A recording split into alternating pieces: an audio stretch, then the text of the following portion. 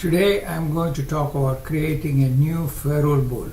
It involves two steps. Create a bolt catalog, a new bolt catalog, then create a bolt assembly catalog.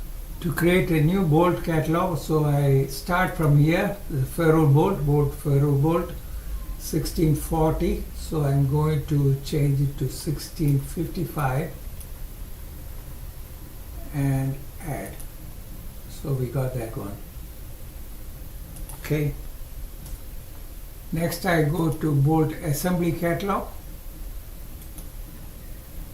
I'm going to click on an existing one and I'm going to change it to 55. So let me do that, 55.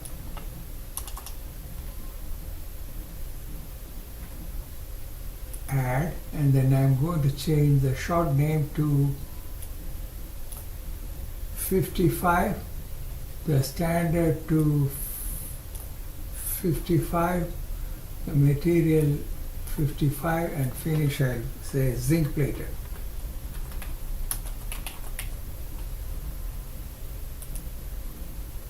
Update and OK.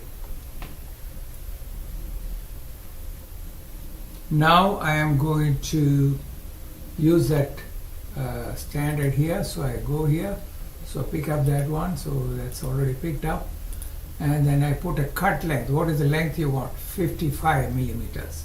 So that's what I want. So I'm using that, and this is already like that. Now let me take a bolt report.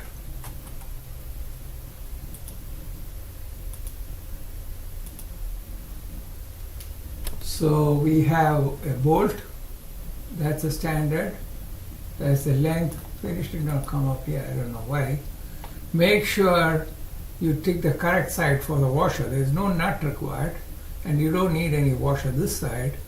We need washer this side, so you make sure you tick like that. So that completes that tutorial.